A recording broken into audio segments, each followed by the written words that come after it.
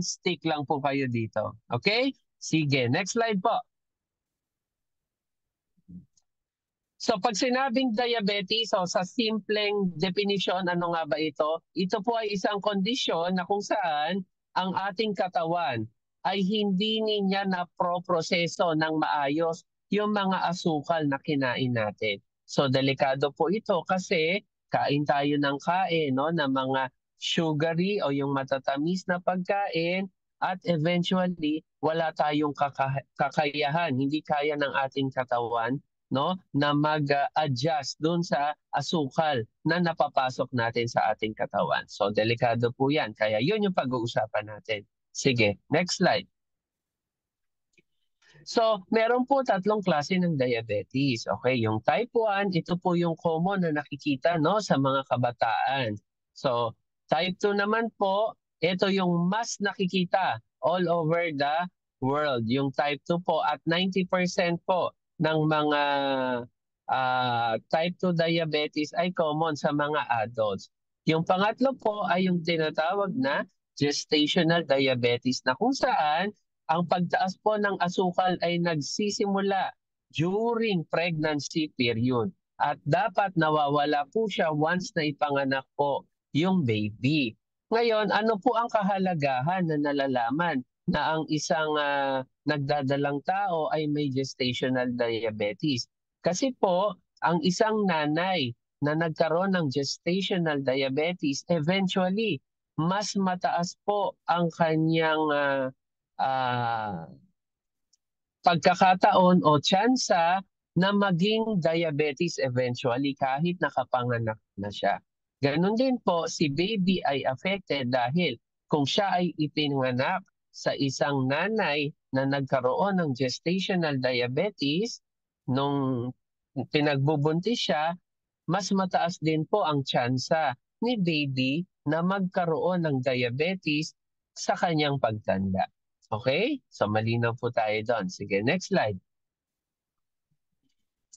So, pag sinabi pong diabetes, ano nga ba ang primarily naaapektuhan? So, ang diabetes po, ang nangyayari po sa katawan natin, tumataas po yung level ng asukal natin sa dugo kasi nga po hindi na po proseso ng katawan natin. Kung kaya, ang primary na pagod, no, sa mga taong may diabetes, ito po yung ating lapay. Dahil ang ating lapay, dito po ginagawa ang insulin na siyang kokontra o siyang tatabla dun sa mataas na sugar ng ating mga digo. Kung kaya nga po, through the years, no, kung hindi natin nakokontrol ang ating asukal, pagod na pagod po yung ating lapay o yung tinatawag natin na pancreas. Okay? Kaya nga po, alagaan natin ang ating pancreas kasi nag-iisa lang po yan. Okay? Sige, mamaya pag-uusapan natin paano makakatulong, no, yung ating nutrition. Okay, sa nabi ko po kanina, may tatlong klase ng diabetes. So number 1 po, yung type 1. So kung makikita nyo po, ang type 1, nagsisimula po yan, baby, tapos early childhood. Usually normal pa po yung sugar niyan. Ngayon po, pag tumungtong po ng 5.6 to 6.9 or 7.8 to 11 para doon sa 2 hours glucose at yung hemoglobin A1C, pag tumungtong na po sa level na yan, pre-diabetes na po yun. At kung mas tumaas pa po sa mga value na yan, yun na po yung tinatawag na diabetes mellitus. Yung type 2 naman po, again, nagsisimula po siya normal. Kung tumaas na po ang mga screening test na ginagawa sa mga laboratorio o sa mga ospital, pag naabot niya po yung level na yan, between 5.6 to 6.9, between 7.8 to 11, at 5.7 to 6.4, categorized na po siya as pre-diabetes. At ang pre-diabetes pwede mauwi sa diabetes, frank diabetes. Yung gestational diabetes, ganon din naman po. Okay. Ang different lang po ay yung time span. No? Okay. So kung mapapansin nyo, sa type 1, ang araw niya isang direction lang. Kasi magsisimula po yan to normal to prediabetes to diabetes mellitus. Okay. Number 2 po, yung type 2, kung makikita nyo, yung arrow niya may paatras, may paabante, at sa prediabetes, pwedeng prediabetes, pwedeng diabetes. So sa type 2 diabetes, nagva-vary po yan. No? So yun yung maganda kasi although siya yung pinaka-common, 90%, no, which is adults ang affected, ibig sabihin may tsansa na from frank diabetes, pwede siyang maging pre-diabetes at eventually may pag-asang maging normal ang kanyang asukal. Sa gestational diabetes, ganun din po. Ang araw niya pakaliwa, pwedeng pakanan, pwedeng lumala, pwedeng umigi. So yun yung maganda kasi meron po tayong magagawa. Sige, next slide. So ano nga ba ang risk factors? Ano nga ba ang mga puntos na magbibigay sa atin ng mas mataas na tsansa para magkaroon tayo ng diabetes? Number 1, kung meron po sa pamilya natin, nanay, tatay, kapatid, no, mga first degree relative na may diabetes, so chances are na ilipat po sa atin ang mga genes na magkaroon ng diabetes, pero lilinawin ko lang po, hindi automatic magkakaroon tayo ng diabetes dahil meron tayo sa lahi. Kasi ang lifestyle, ang number 1 factor kung magtutuloy po siya. Number 2, kung tayo po mismo ay overweight, wala tayo sa ating wastong timbang or category natin ay obese, nako, mataas po ang chance niyan. Number 3, physical inactivity, hindi tayo ganong naggagalaw, parati tayo nakaupo, no? Sa trabaho, hindi tayo nagtatayo or parati tayong nasa harap ng computer o parating nag-games ang tao, wala tayong physical inactivity, nako, iwasan po natin yan. Pangatlo, pang-apat, yung race. So, common po sa mga Asians, no? So, kung tayo ay Asian, isang factor na po yun. Ano pa, yun nga po, yung nasabi ko, pag mataas po, nagpa-laboratory tayo, may history tayo, mataas ang ating impaired fasting glucose o yung IFG na tinatawag or mataas yung HbA1c pag nagpa-laboratory po tayo, mas mataas ang tsansa na maging diabetes na po siya. Nabanggit ko rin po, ang isang nagdadalang tao, kung may history, eventually, kapag napanganak si baby, pwede po ang nanay maging diabetes mismo. Ano pa? Kung meron po tayong high blood, kung mataas ang ating cholesterol, kung meron tayong polycystic ovarian syndrome, nako, risk factor po yan. And ano pa? Kung meron po tayong mga sakit sa puso, risk factor din po yan for developing diabetes. Kaya ingat-ingat po. Sige, next slide. So ano nga ba ang symptoms? Ito ang problema ko po kasi sa diabetes, akala natin yung nararamdaman natin ay pangkaraniwan, pero actually these are already warning signs. So ano po 'yon?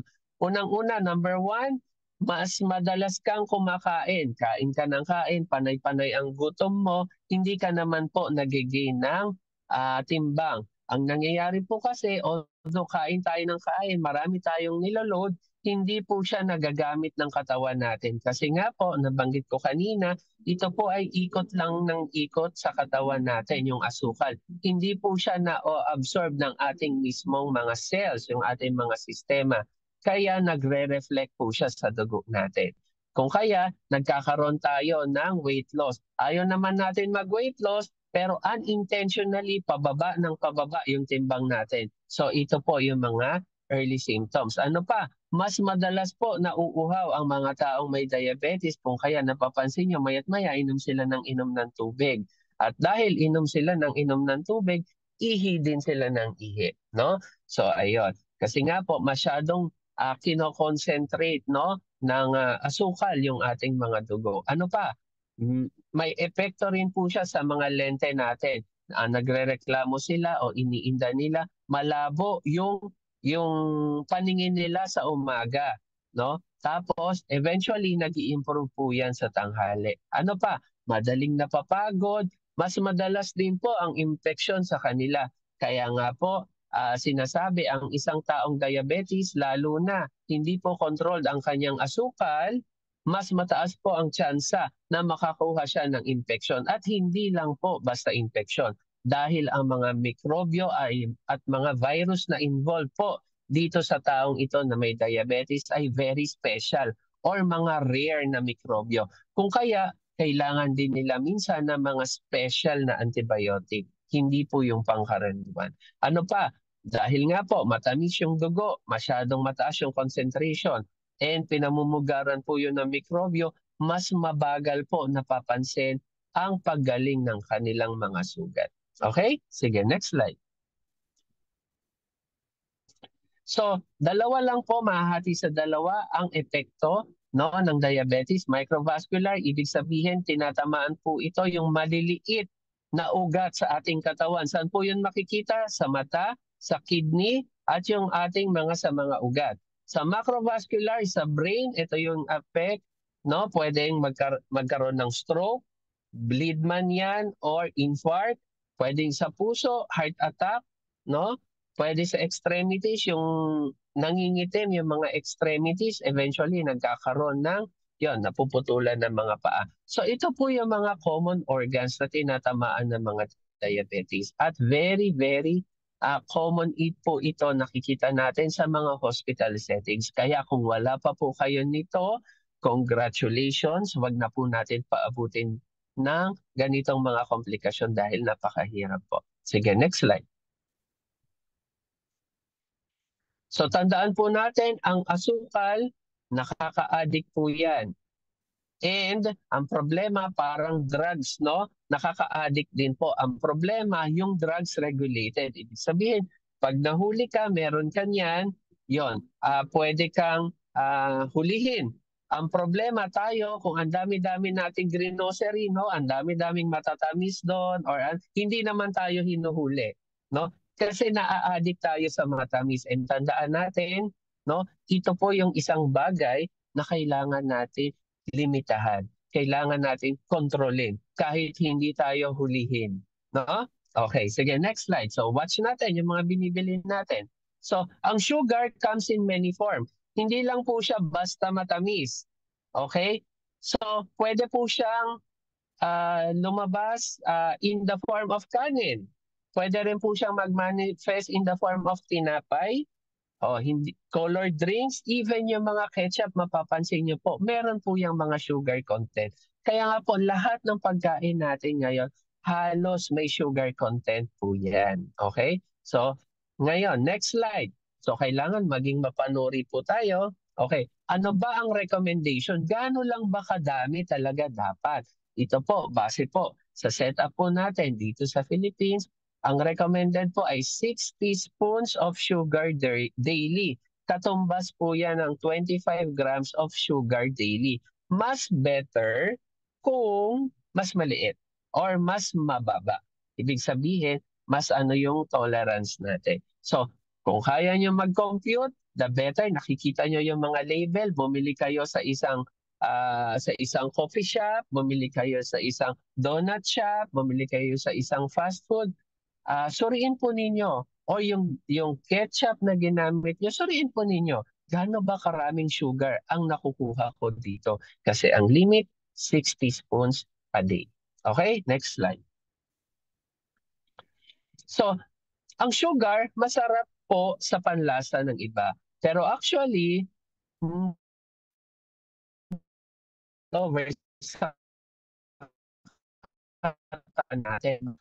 Ang sukal po ay nakaka-produce ng wrinkles at nagiging mas matanda yung itsura ng isang taong matataas yung sugar. Base po ito sa isang pag-aaral na ginawa sa abroad, nakita nila ang bawat 1 milliliter per liter increase ng sugar sa katawan, tumataas ang perceived age, yung overall itsura niya by 5 months. So kung ayaw natin, mas mukhang matanda, simple lang, iwasan natin ang matatamis na pagkain. Okay? Next slide. Ano pa? Ano pa bang effect? Meron pa po. Ano ba ang connection ng asukal at ng cancer? Ang asukal, particularly ang breast cancer, particularly ang colon cancer, at asukal, nakikita nila ang pagkain ng mas maraming asukal intake increases the risk of developing this form of cancer. Lalo na kung may history tayo sa pamilya, kailangan po nating mag-ingat. Okay? Next slide. So ano pa? Ang asukal, wala po siyang nutritional value, wala po siyang nutrients, wala tayong makukuhang minerals dyan, walang protina dyan, walang fiber dyan. Anong kaya niyang ibigay? Bilbil. Kaya kung ayaw natin ng bilbil, iwasan natin ng asukal. Okay? Next slide. At kung gusto natin makontrol ang timbang natin, iwasan natin ng asukal. Epekto ng asukal at ng immune system, no? So nakikita na ang mataas na asukal, di ba? Sabi nga po, ang matataas na asukal, particularly sa mga diabetics, mas mababa ang resistensya nila. Dahil po dito, yung asukal ay nakikipagbuno po siya sa receptors ng vitamin C. Ibig sabihin, mas pinupunuan ng sugar yung receptors ni vitamin C. Therefore, walang paglalagyan si vitamin C para ma-activate ang immune system ng cells natin. So, kung ayaw natin, kung gusto natin mas tumaas ang ating resistensya, iwasan natin ang ating pag-take ng mga matatamis na pagkain. Okay? Sige, next slide. Sugar naman and diabetes. So nakikita nila kapag ang isang tao ay yun nga hindi nakokontrol ang sugar, 83% ang taas na magkakaroon siya ng type 2 diabetes eventually later in life. At pag nagkaroon tayo ng diabetes, so mahirap po siya kasi napakarami po niyang complications. Kaya iwasan po natin. Okay, next slide. So, sabi nga, let's beat diabetes. Paano? Maraming water, maraming fruits, maraming vegetables, exercise sa letter A, at sa T, wastong timbang or ideal weight. Ito po ang apat na napakasimpleng way to prevent yung ating diabetes. Kaya simulan na natin ngayon. Okay, next slide. So, kapag tayo ay diabetic na, ito na, magagamot na tayo. Number 1 po dyan, pinopromote. Okay? Number 1, healthy diet. We have to watch what we eat. Ano pa? As much as possible, increase po natin ang physical activity. Ang exercise po, especially sa mga diabetes, hindi po yan ine-encourage para po tayo pagurin. Yan po ay ine-encourage para mas maging sensitive ang ating insulin sa panglaban sa mataas nating asukal. So yun po ang niyan, ang effect niyan.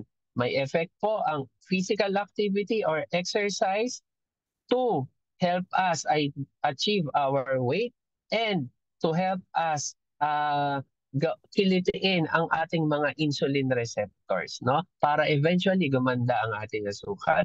Number 3, sina-advise tayo ng ating mga doktor to maintain a healthy body weight. At syempre, pang-apat, yung mga gamot, no?